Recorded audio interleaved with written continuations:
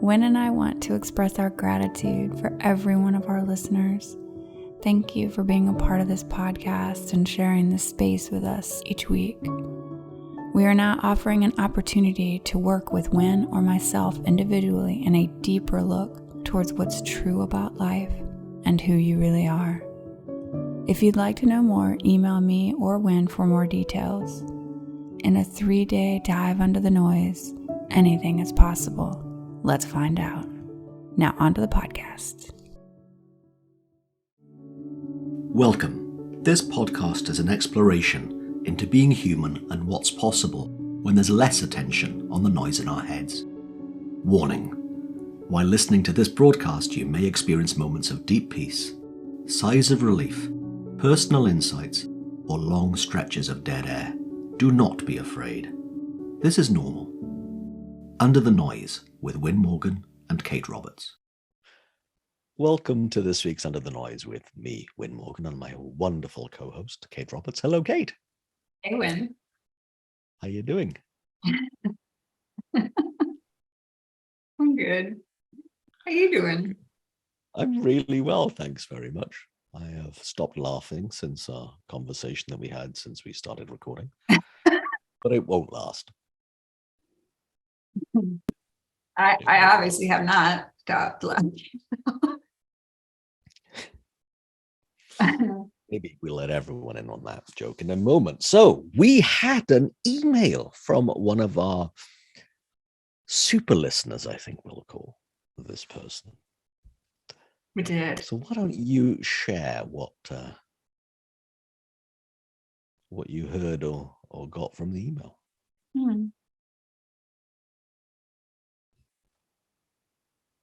Not in this person's words, but they really wanted us to chat about personal limits, feeling like, you know what you feel like when you've reached your limit, like I can't handle anymore. But at the same time, realizing that we're creating these limits,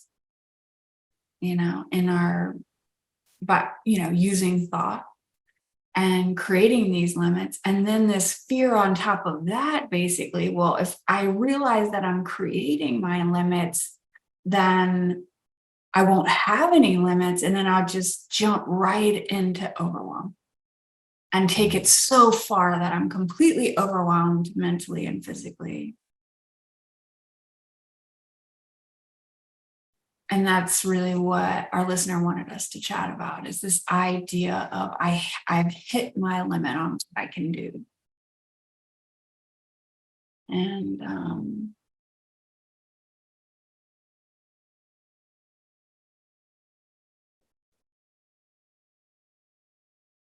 I think it's a good topic because there's these layers of stories that we have, right?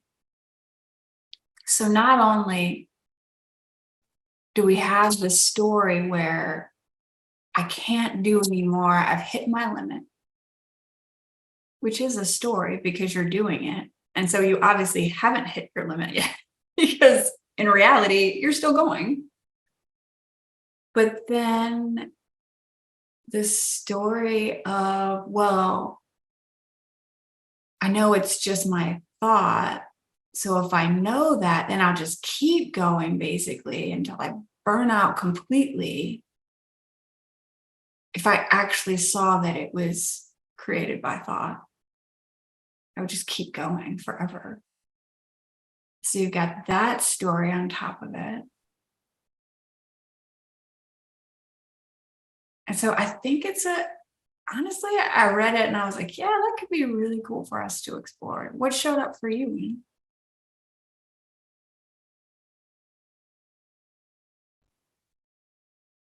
Well, this is how much of an idiot I am about limits.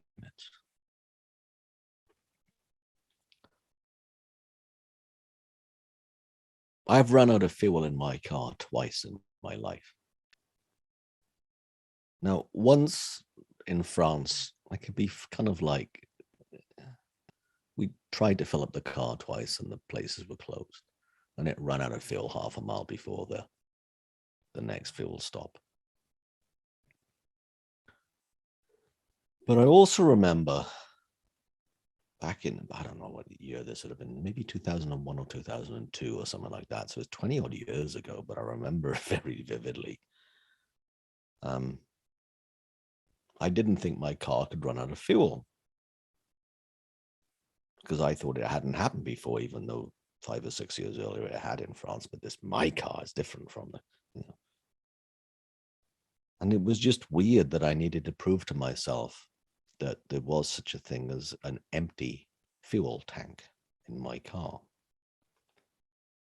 So consequently, the car came to a rolling halt on the side of the motorway, as we call them here in the UK, and the freeways in the US. So on the, I don't know what you call them in the US, but we call them hard shoulders here. It's the lane, the safety lane next to the slow lane that in most motorways here. What? Same. We just call it the shoulder. Yeah. Oh, okay. The shoulder, which is continuous in most of the roads here in the UK, most of the motorways here. And well, there I was. Didn't make it to my meeting because I had to, first of all, get and walked to a fuel stop, which was about 2 or 3 miles away. Then get one of those little cans with a few gallons in it, and then take it back to the car, put that in the car. And I didn't do it because if the pump is empty, then the pump needs to be like massaged back into life, which I didn't know there was such a thing, nor how to do it. So yeah, the rescue people were called, and an hour and 45 minutes, and I was on the side of the road. Not my smartest move. Now, I'm not saying that we are the same as the car, but at the same time, if I tried to go for a week without sleep, I'd be doing something a bit weird there. I'd go beyond the limits of what's wise. Because here's the thing that I often hear when people say what you've just read out in the email, even though they were your words, not exactly what this person wrote to us about. Well, because it's thought creating my reality, and it's therefore thought that's creating my limits, I should be able to push through. Well, who said? That's thought too. That says that we should push through. That doesn't make any sense. There is such a thing as wisdom, thankfully, which is, hey, I'm getting close to my limit. It's time for a vacation. It's time for me to go to bed. I am not going to do this staying awake for 7 nights challenge in 7 days. It's not smart, right? Now, I'm not going to try that, but it's the kind of thing back then when I was kind of like betting with myself that my car couldn't run out of fuel, which wasn't really what really happened, but I was being very lackadaisical about it. Look, I wouldn't do that now. How long can I stay awake for the stay awake challenge? I mean, it would be pretty, what would the word be? Juvenile thing for me to do. And I'm very up for juvenile things. Sometimes I might even admit them. But the key thing is that the feeling of limits might be telling us something really helpful. Really helpful. I remember Michael Neal first talking about this, and it's going back to the car metaphor, which is next to that shoulder here and in your part of the world, there's bumps put in that road, rumble strips, and they're there to say, hey, don't waver. My car right now gives me a little beep if I'm moving too close to the edges of the lanes. Electronically, it'll know. I don't know how, and I don't really care how, but it's kind of cool that it does. So for some reason I'm pressing, I'm putting my thumb on the change the radio station, or I'm putting my attention on something else, and all of a sudden I'm turning my the steering wheel, and I get close to the edge of the lane I'm in when I'm on a 3-lane, 4-lane motorway, then it'll beep at me to say, hey, go back, and it'll actually nudge me back towards the middle on the steering wheel. It's just helpful now. I've got used to it. Annoying earlier on, because I thought I wanted to be in control of the car. No car is telling me how to drive. Thanks very much. But the bigger point is, and what that I think is getting to, is that there are little warning signs that we have that are telling us, hey, maybe it's time to kind of like slacken off a little bit. Maybe I am getting close to my limit. Maybe I am going to be getting close to overwhelm in the future. Be careful here. Take a break. Stop saying yes to everything. Maybe. And to me, it's when my sense of humor goes, when not everything is funny, or I'm not listening particularly well to someone, or with clients, then I have less compassion than I would do normally. Or I get self-conscious. Those to me are kind of like my classic 4 rumble strips that are telling me, take it easy for a bit. Take it easy for a bit. And I've just thought of one more, actually, that I do. I have coffee late in the day. Say, we're recording at 5 p.m. my time. This is coffee. It's telling me if I'm having coffee at 5 p.m., I've probably got a lot of work to do tonight. That might not have been the smartest thing to have scheduled. Oh, well. I guess one day I might learn. So that's what comes to mind straight away.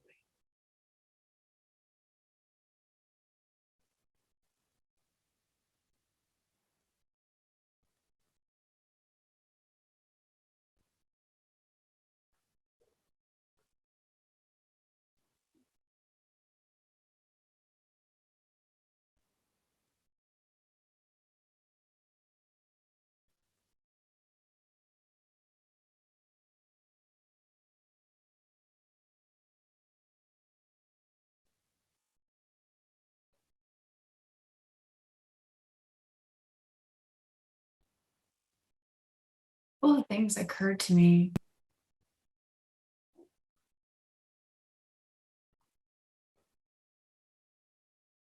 when you were sharing that. Like, how cool is it? And I know it's hard, like when you're in situations where you do feel, exhausted, to really appreciate how we're creating all the time with thought. Like the simple gift that it is that these thoughts and I think a lot of times we're not necessarily aware of them. But there's a bunch of thought that, okay, now it's all on me. And now I need to do these things. And this is when we get into a feeling of, oh, I've hit my limit, right? Because those thoughts look really real and we move from that. Our behavior comes directly from that experience of thought. And then the next minute, we can realize, oh my gosh, I thought it was all on me and got myself all kind of overwhelmed. And, maybe I need to reach out for some help or just not do as much or kind of limit that. And then we create from that space. Or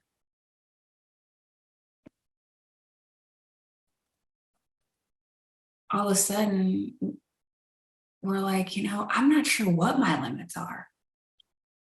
And then all of a sudden you find this, like, I don't know, extra gear that you switch into, that all of a sudden you find that you're You're doing things you never even imagined you'd be able to do.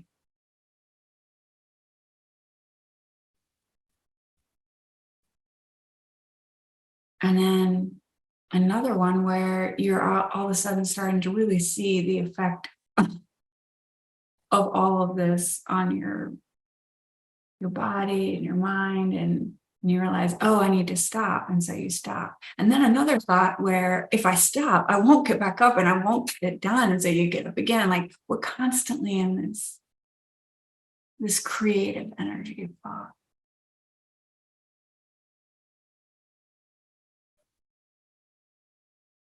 Which is amazing.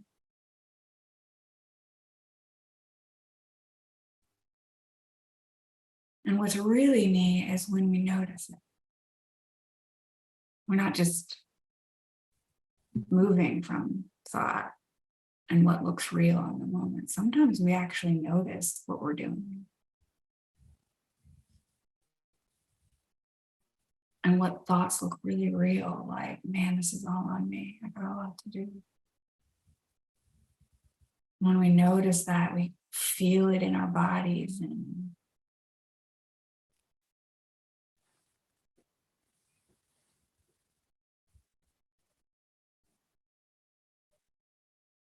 it becomes heavier.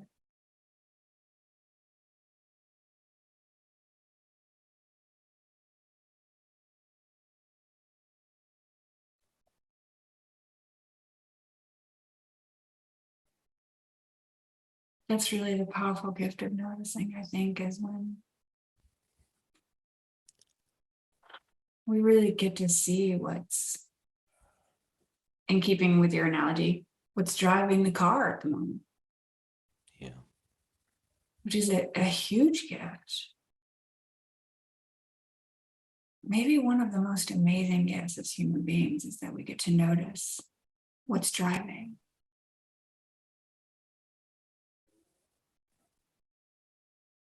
We get to wonder about it, question it, even.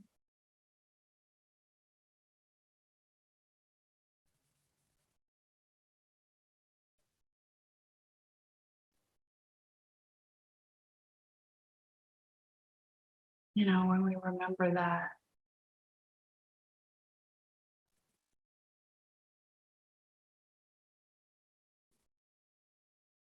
I just don't think wisdom ever feels like overwhelm. Yeah. Very true. Or it is a slow down, take a break voice. More than that. Because I think there's a difference between I've reached my limit and overwhelm. Subtle, but in my mind, there's a difference between the two. Yeah.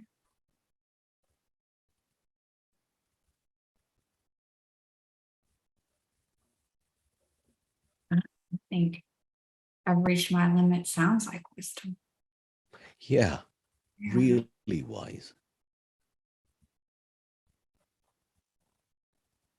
And also realizing that at different times, our limit might be different. There's not like, we have this need to like hold on to, okay, this is the limit, and we hold it and we shine it, and oh yeah, this is it. But we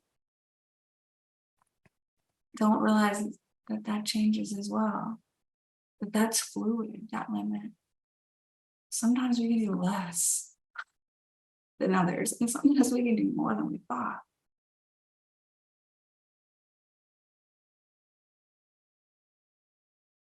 It's very fluid.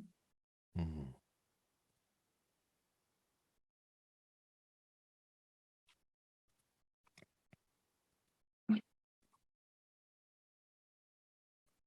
Love how we like to hold on to these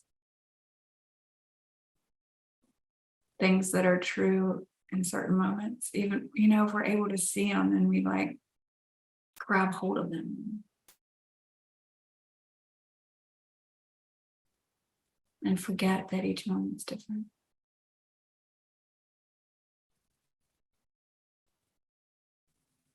Each day.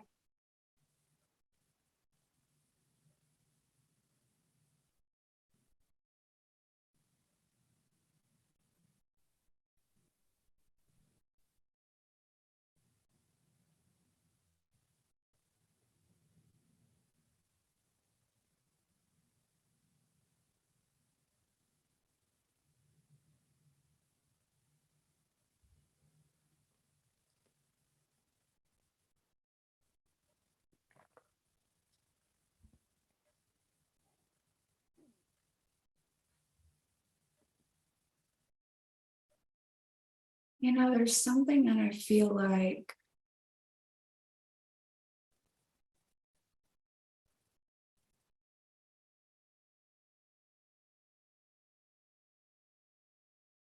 that I'm starting to see that me personally, um,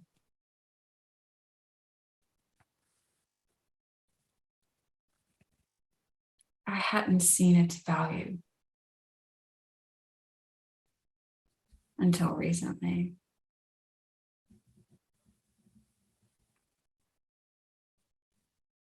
And still, I don't see it a lot. I started to go back and read my journals, like the things that I had written before I found the principles, before I met you.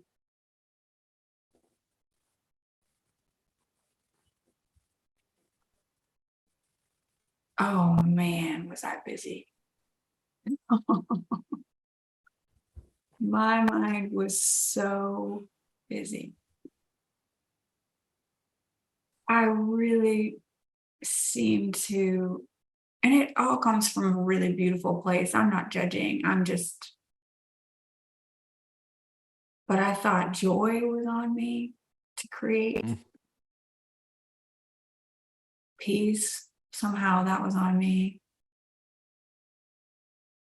Solutions.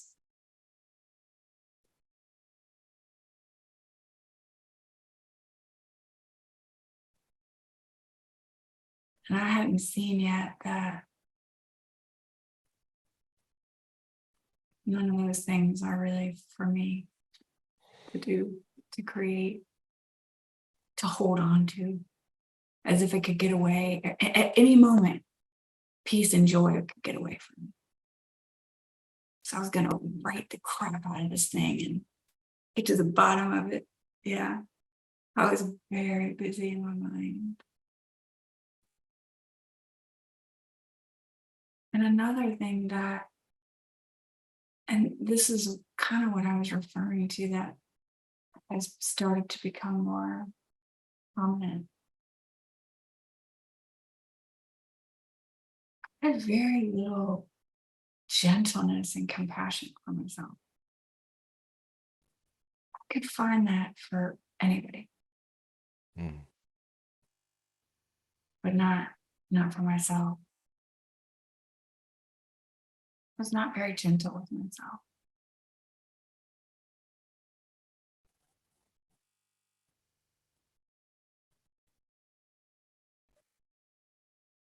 And when I think about our listener who sent the email,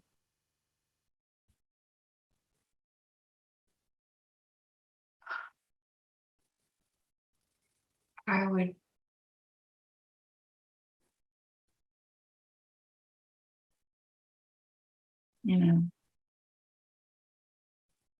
not to give advice, but I would want them to know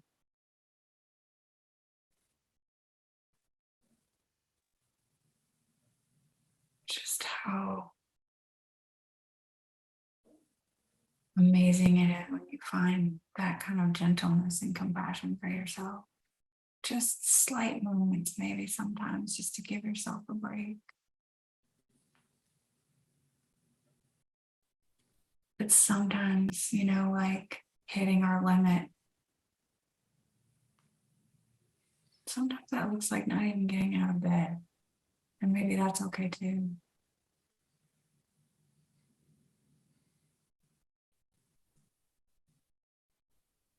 Maybe that's wisdom.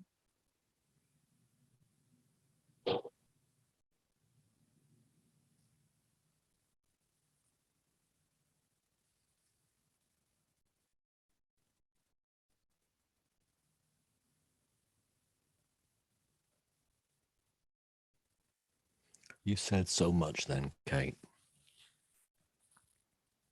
The realization that you had that it's not on you to make joy happen for you. The other thing that I sometimes think it's easy for us to forget is that it's not on us to find joy and peace for other people too. Mm. And therefore, it can easily become our job to make everyone else feel okay, be okay, at sometimes our detriment. It's something to notice. And I don't know how much of that I'm making up from the email, but I know that that can be,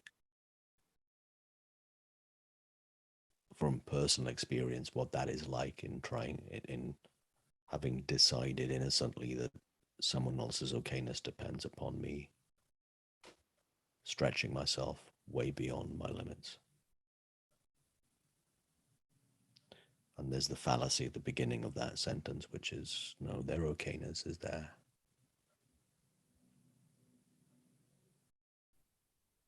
And then the logistics of life are far easier if I'm not having the weight of the responsibility of being the peacemaker and the joy finder in everyone else's life while I'm busily running around spinning everyone else's emotional plates and keeping them up in the air. I mean, it's just a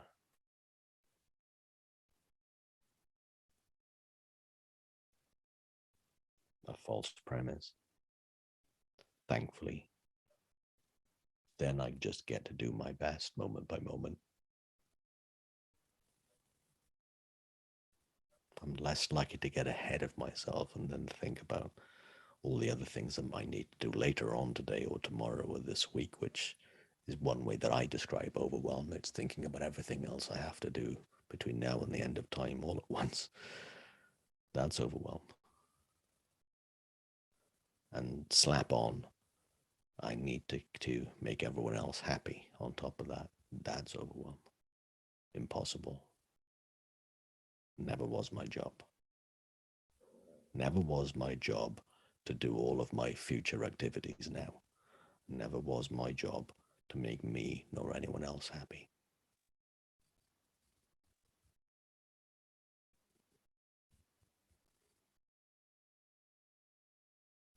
In the space that that allows, when I remember that.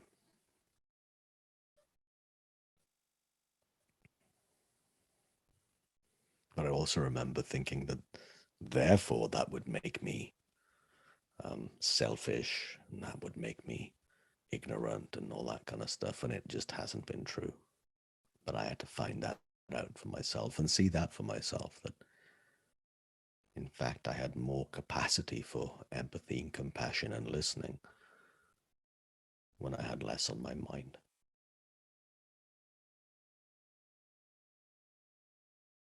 Less of the burden of everything in that previous list on my mind.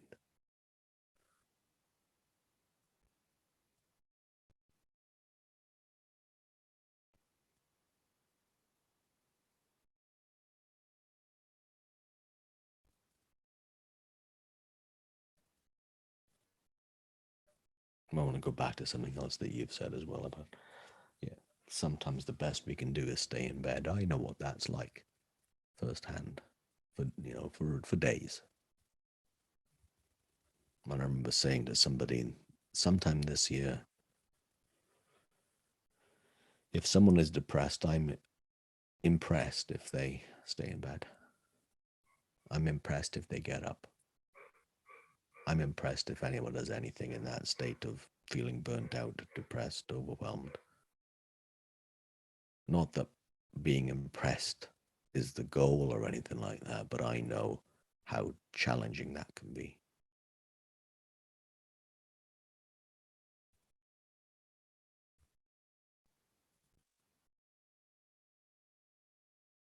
So something else that you said about having compassion for ourselves.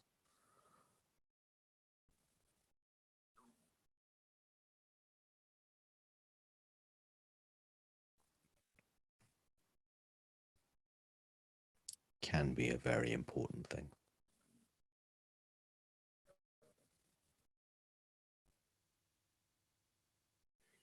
And if it wasn't for all the thinking I had about me and life and me and me and me and me, then compassion would have shown up an awful lot more quickly with more abundance if I hadn't bought into all the thinking I had about me and my life when I was struggling.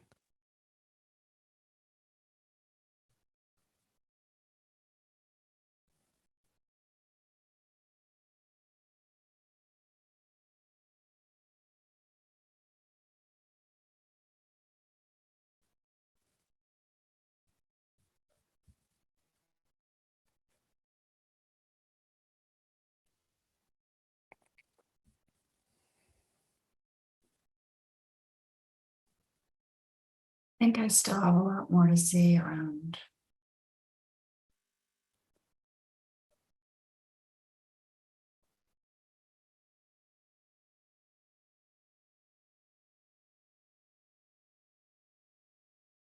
it not being on me to create joy for other people.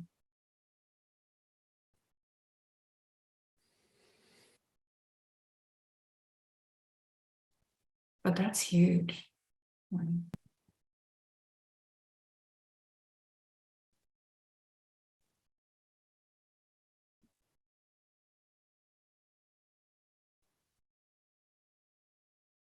Especially for people that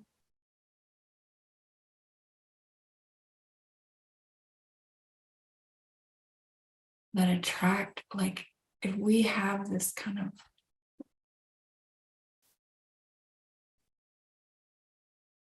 we're able to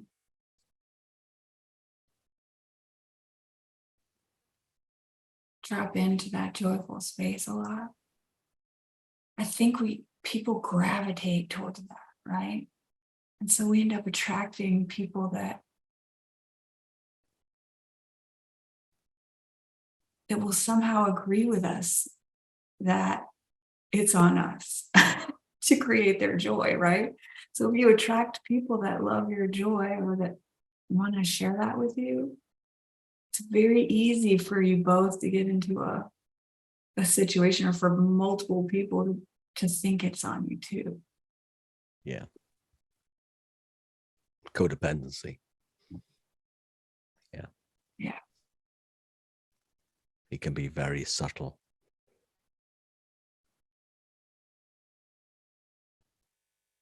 And very strong at the same time.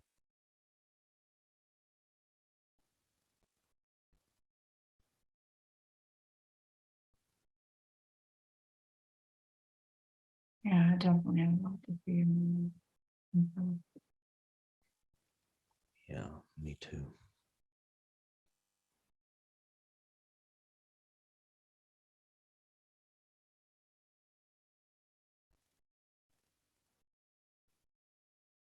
Makes me really appreciate people like you and being a part of this podcast, that I get to see that.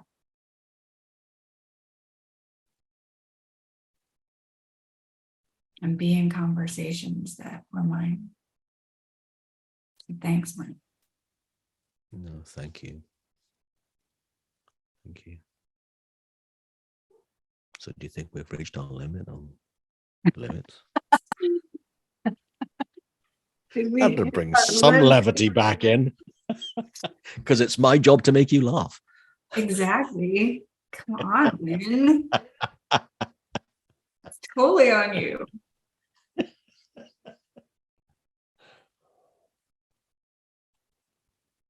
Yeah. I think so. Thank you. Thank you. You've been listening to Under the Noise. I'm Kate Roberts. And I'm here with Wyn Morgan. If you have topics that you would love for us to chat about, please reach out. We love these. And thank you to our listener who emailed us about hitting our limits today. That was great. Our details follow the podcast if you want to reach out or email us, and hope you have a great week. Thanks. Thanks for joining us. We'd love for you to subscribe, rate, and review. If you have a topic or question that you'd like us to chat about, email Wyn or Kate at wyn@winning.co.uk and kate@katerobertscoaching.com. Until then, enjoy what's possible under the noise.